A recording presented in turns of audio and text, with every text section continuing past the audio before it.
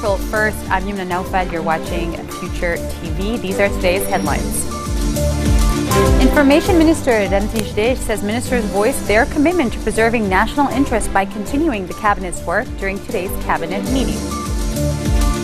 An airstrike on Yemen's Red Sea port of Hodeidah kills 23 workers at a dairy factory in what appears to be one of the biggest cases of civilian death in the Saudi-led campaign against Houthis.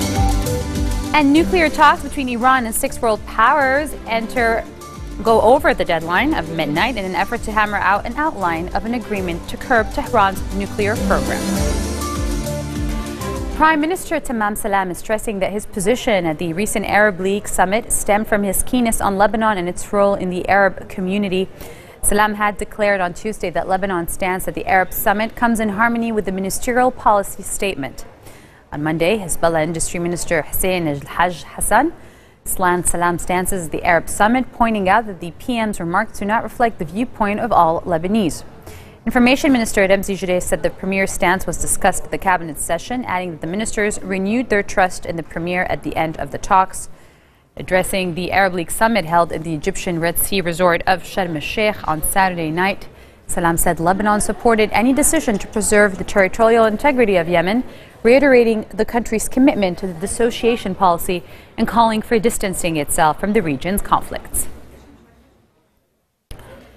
Gunshots were heard in the northeastern border town of Arsail as relatives of Hussein Saifuddin attempted to free him after he was abducted by Syrian assailants just 2 days ago.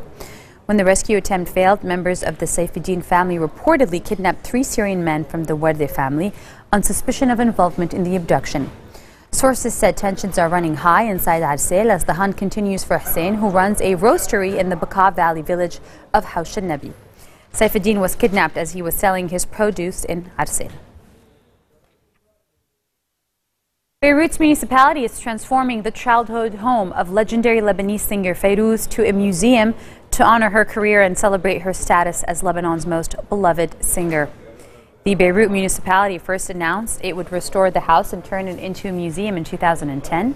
Work has since been delayed by multiple bureaucratic procedures, including the transfer of ownership to the state, and the municipality has still not gained possession of the house.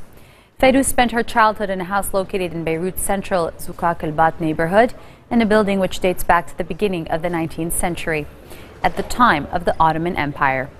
The mayor said the museum is expected to contain videos of her plays and perhaps the dresses she wore in her performances.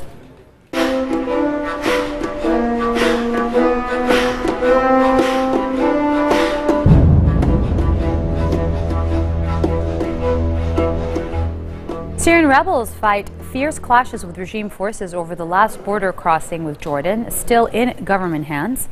The Syrian Observatory for Human Rights says a coalition of Syrian rebels, including Islamists, launched an attack on the southern border crossing of Nasib in Daraa province.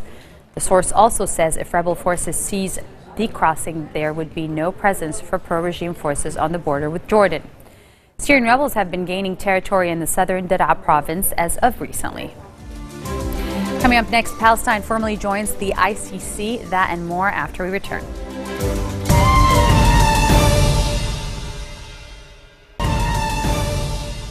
Welcome back. You're watching Future TV here.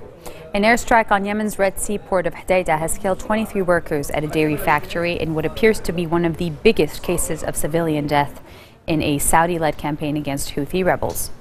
Residents near the Hodeidah dairy factory said it was located near an army camp loyal to former President Ali Abdullah Saleh, while medical sources in the city said the casualties had all been workers at the plant. Residents say the strike last night had also destroyed a fuel store. The incident is believed to have been part of an aerial campaign by Saudi Arabia and other Sunni Muslim states to stop Houthi fighters and the former president from winning control of the country and reinstating Saudi-backed President Abdurrabbu Mansour al-Hadi.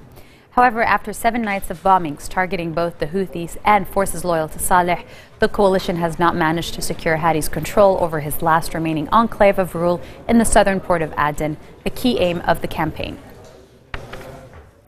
The nuclear talks between Iran and six world powers have been extended beyond the Tuesday midnight deadline in an effort to hammer out the outline of an agreement on curbing Tehran's nuclear program. U.S. State Department spokeswoman Mary Harf said that the extension was justified, although several difficult issues still needed to be bridged. The decision comes after 6 days of marathon efforts to reach a preliminary understanding by Tuesday midnight, drawing in foreign ministers from Britain, China, France, Russia, the U.S. and Germany, collectively known as P5+1, and Iran. The Iranian foreign minister said he hopes to finalize it today, a framework nuclear agreement with all world powers. On another note, Israeli Prime Minister Benjamin Netanyahu called on international negotiators to seek a better deal with Iran over the framework agreement. Palestine has formally joined the International Criminal Court, a move the Palestinians hope could open the door to the possible prosecution of Israelis for alleged war crimes. The accession was marked at a closed-door ceremony at ICC headquarters in The Hague, exactly 90 days after Palestine joined the court's founding Rome Statute. The Palestinians called on Israelis to also join the global court, which was set up in 2002 to try crimes against humanity, war crimes, and genocide. Exasperated after decades of failed negotiations with Israel and no prospect of achieving statehood anytime soon, Palestinians have been waging a campaign for recognition at international bodies, including the ICC. A 33-year-old man from Gaza says he has been duped into selling a valuable work by British graffiti artist Banksy for fewer than $200. The popular street artist is believed to have sneaked into Gaza in February, leaving behind 4 murals, including one drawn on a metal door that depicted the Greek goddess Niobe cowering against the rubble of a destroyed house. The painting, titled Bomb Damage, was drawn on the only remaining part of a 2-story house belonging to the Dardouna family in Jabalia in the northern Gaza Strip.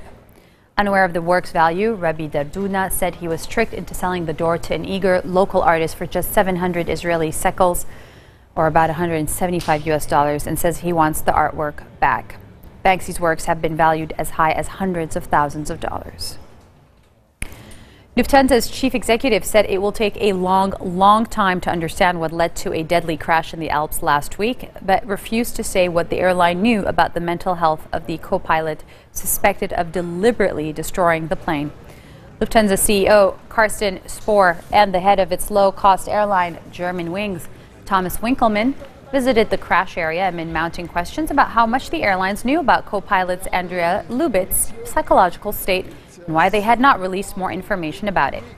The two men laid flowers and then stood silently facing a stone monument to the plane's 150 victims. Lufthansa has acknowledged that it knew Lubitz had suffered from an episode of severe depression before he finished his flight training, but that he had passed all his medical checks since.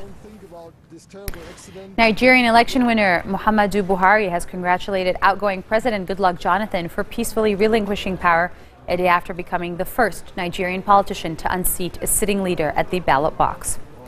In an unprecedented step, Jonathan called Buhari to concede defeat and issued a statement urging his supporters to accept the result, a signal of deepening democracy in Africa's most populous nation that few had expected. He urged his supporters to follow due process in channeling their frustrations at losing the election amid fear of violence. His rival, All Progressive Congress Party, wasted no time in crowning him a hero for his good sportsmanship. Jonathan's People Democratic Party has been in charge since the end of an army rule in 1999, but had long been losing support due to several oil sector corruption scandals and killings by rebel group Boko Haram. Legendary Canadian folk singer Joni Mitchell is awake and in good spirits at an LA hospital, according to the performer's Twitter's account and website. Joni was found unconscious in her home this afternoon, said the statement on the website. She's currently in intensive care, undergoing tests, and is awake and in good spirits. It was not immediately clear why Mitchell was admitted to hospital. However, LA fire officials said paramedics answered an afternoon 911 call in Bel Air, where Mitchell lives, and took a patient to the hospital, but they could not verify or identify or even give details on her condition. The 71-year-old singer-songwriter told a magazine in December that she had a rare skin condition, Morgellons disease, which prevents her from performing. Mitchell has received 8 Grammy Awards, including a Lifetime Achievement Award in 2002. With the Fast and Furious 7 opening in theaters this week, Ellen DeGeneres and Vin Diesel helped out a few people in an exciting game to win big. Take a look. Furious movie Furious 7 opens this week. It stars Vin Diesel and The Rock. Part of the movie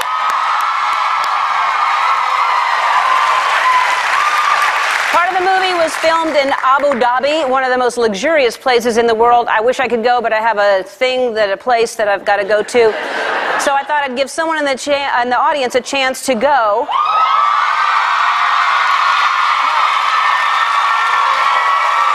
One trip. So 2 of you will be competing for a 13-night trip to Abu Dhabi. And we really seriously only have 1 trip. You know how sometimes we go, and you go too. You're not. It's a game we're calling Diesel Dash to Abu Dhabi.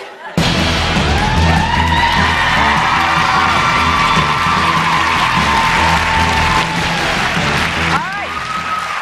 Where are Alex Baltazar and Stacey Maines? You can't do Diesel Dash Abu Dhabi without the man it's named after, Vin Diesel. Come on out here.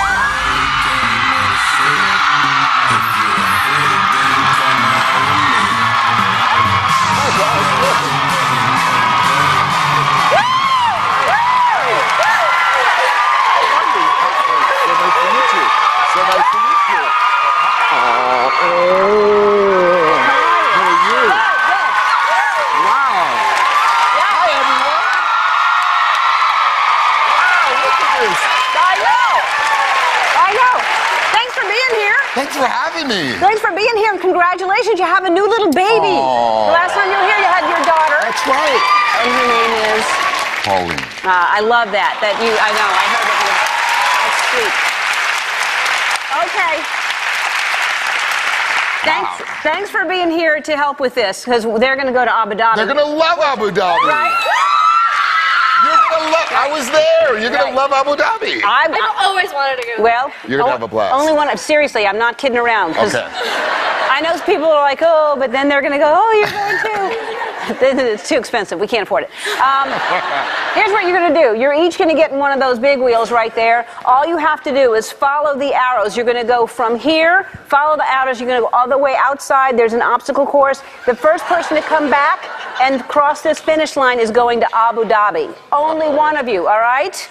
All right, so here we go. So get in your, choose which one you think is fastest.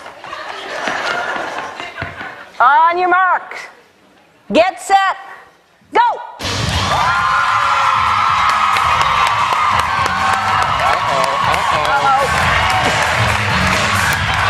That looks fiery. They're really going for it. Yeah. This is going to get brutal. This is going to be brutal. They can do it. Oh, she took the lead. Wow. Oh, that's where we shut up. Yep. With those bicycles.